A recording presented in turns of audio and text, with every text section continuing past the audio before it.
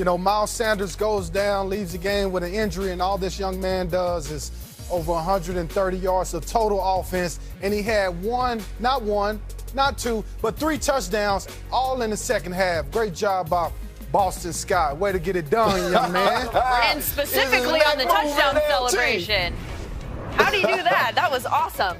You mentioned Miles Sanders. We got some good news regarding his ankle injury today. Doug Peterson says that he should be okay to play this week.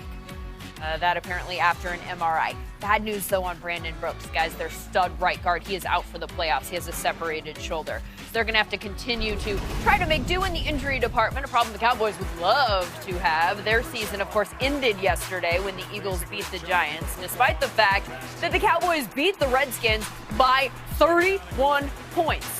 That is their largest margin of victory of the year. Their 47-point scoring output, also their largest of the season. So they ended on a high note on the field, though potentially a frustratingly high note, since it didn't matter. Angelo, you heard Jane Slater tell us that they haven't made an announcement or possibly a decision on what to do with the head coach there moving forward. Jason Garrett, what should they do?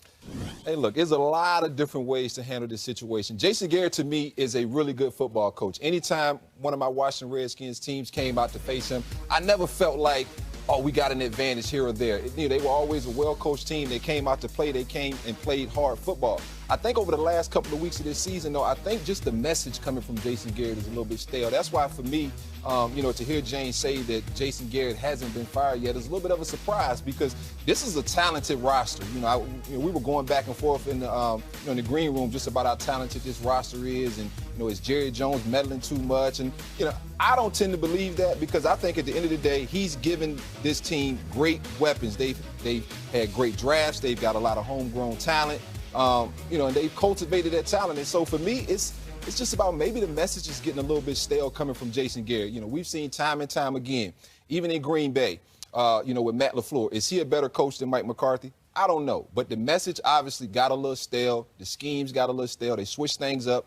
And now look at the Green Bay Packers. That is something that doesn't seem to happen this time of year. Sometimes you just sort of throw all the coaches up in the air and they land in different places and maybe have a better chance of success in a different location.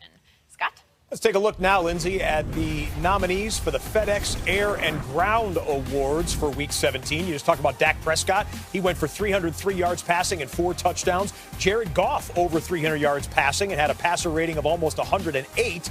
Everyone in Kansas City better be voting for Ryan Fitzpatrick on this list. 320 yards and a game-winning touchdown in the victory over the Patriots.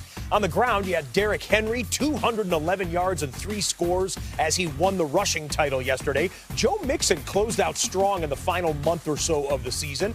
Damian Williams, 124 yards and 2 touchdowns in Kansas City's win over the Chargers. You can vote now at NFL.com/FedEx for your favorites. We will reveal the winner Thursday here on NFL Total Access. Hey, speaking of Damian Williams, M-Rob has a special look at his special day. Yeah, Scott, you talked about those Kansas City fans possibly voting for Ryan Fitzpatrick. No, they're going to vote for Damian Williams. This guy was awesome this past week. 2 touchdowns, over 120 yards rushing the football, and he displayed so much balance. Of course, you know I got some tape to show you exactly what I'm talking about. First of all, this is a speed sweep to the left. You get all the defense going to the left, and then you put your foot in the ground and go north. And once you break through that initial surge, there is nothing but green grass for Damian Williams. Look at the balance. Look how he stays on his feet, and look at how the defenders are falling to the ground. Yeah, it's that time of the year where they don't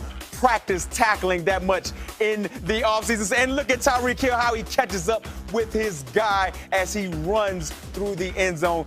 They're going to be a problem with Patrick Mahomes. And if they got the running game going with that too, Scott, I don't know how you're going to stop the City Chiefs team. Balance